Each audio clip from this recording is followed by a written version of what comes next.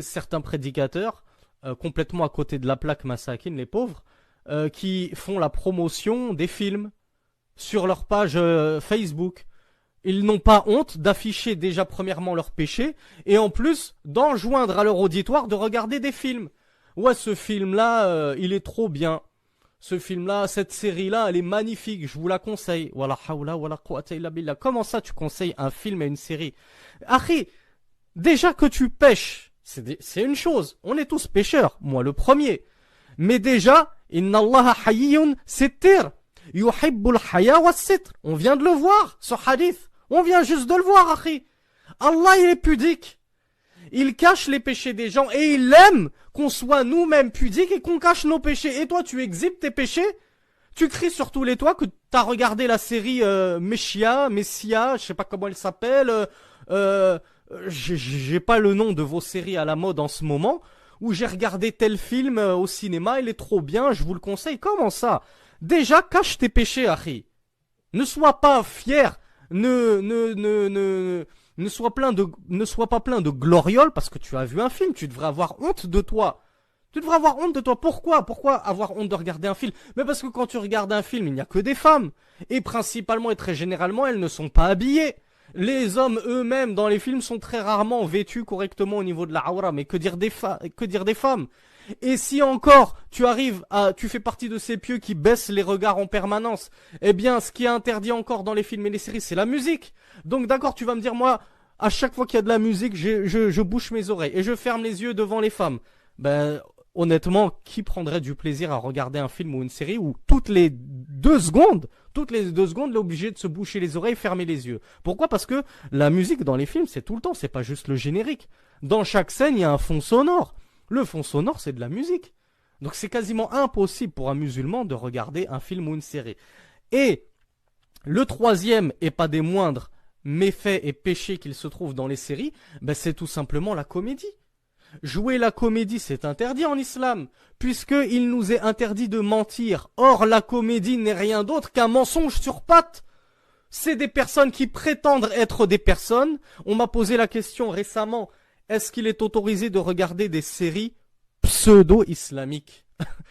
La série Omar ibn al-Khattab. Certains prédicateurs vous font la pub. Hein? Certains prédicateurs, pseudo-diplômés de Médine, pseudo-imams de certaines mosquées, vous font la pub. Magnifique la série de Omar ibn al-Khattab. Tu entends de la musique dans cette série, tu vois des femmes très peu vêtues, et en plus c'est des personnes qui jouent le rôle de Omar ibn al-Khattab, deuxième calife de l'islam. N'avez-vous donc pas honte? Et le pire, c'est quand on les représente avec des comédiens soit rasés de près, qui se permettent de représenter des sahabis, soit avec des petites postiches humiliantes. Vous humiliez les compagnons du messager d'Allah en les présentant comme des personnes avec des petites postiches, des petits boucs, sans barbe. La hawla wa la quwwata illa billah. Donc c'est une interdiction déjà globale. La comédie, jouer le théâtre, parce que mentir est un péché en islam. On ne ment pas, ni pour faire rire les gens, ni pour représenter telle et telle situation. La comédie, le théâtre, tout ça c'est interdit. Mais alors qui plus est lorsqu'on se permet de représenter Rasulullah, les compagnons du messager d'Allah, le prophète Youssouf, le prophète un tel et un tel. Wala hawla wala quwwata illa billah. Donc ne vous laissez pas illusionner et bercer par les chimères et les inepties de ces prédicateurs complètement perdus, les pauvres, et qu'Allah les guide, et qu'Allah me guide en tout premier lieu. Moi-même, j'ai besoin de guider. Mais qu'Allah me prémunisse de faire partie de ces insensés qui vont vous inciter à regarder des films et des séries, ou à regarder des mangas. Parce que le prédicateur que je vise, que je ne mentionne pas, il fait la promotion même des mangas dans lesquels on trouve des tonnes et des tonnes de shirkiyat, d'associations. Les mangas, 95%, ce n'est que du shirk. Ils ont 50 000 déités parce que les mangas, c'est d'origine japonaise et les japonais sont shintoïstes. Ils ont plusieurs divinités. Dans les mangas, regardez Dragon Ball Z, regardez les Chevaliers du Zodiaque. On va pas se mentir, on a tous grandi avec ça. Wa natubu ila Allah min dhalika. La budda wa yajibu alayna natuba min dhalik. Nous avons certes tous grandi avec ça, mais il est impératif que nous demandions pardon à Allah pour cela.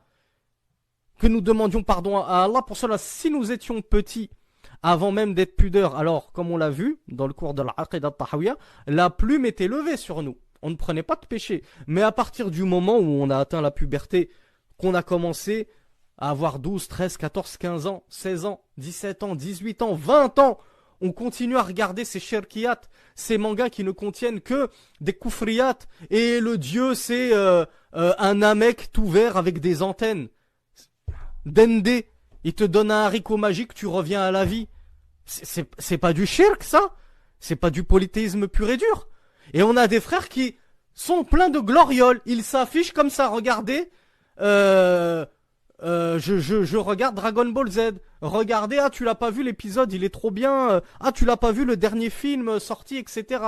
Où ils vont acheter des jeux vidéo, les jeux vidéo Dragon Ball Z, le jeu vidéo les Chevaliers du Zodiaque, etc., etc. C'est une catastrophe.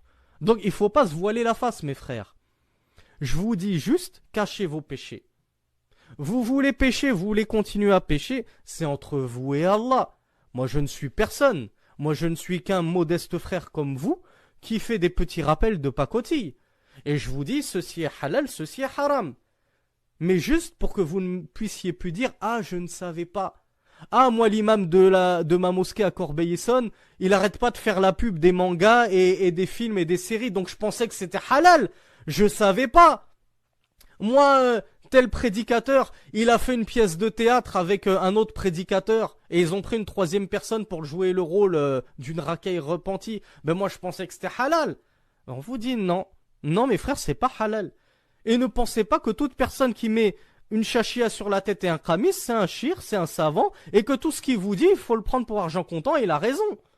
Il a raison, non, malheureusement. Forcément, les gens qui n'ont pas étudié auprès des gens de science, les gens qui se sont improvisés prédicateurs, qui se sont improvisés imams, parce qu'ils ont lu 2-3 bouquins, et les frères derrière, ils leur ont mis la pression, ah vas-y, fais-nous des douros, fais-nous des douros. Et le frère, il se lance alors qu'il a jamais étudié, mais forcément qu'il va débiter plus d'imbécilité et d'ineptie que de vérité et que de science.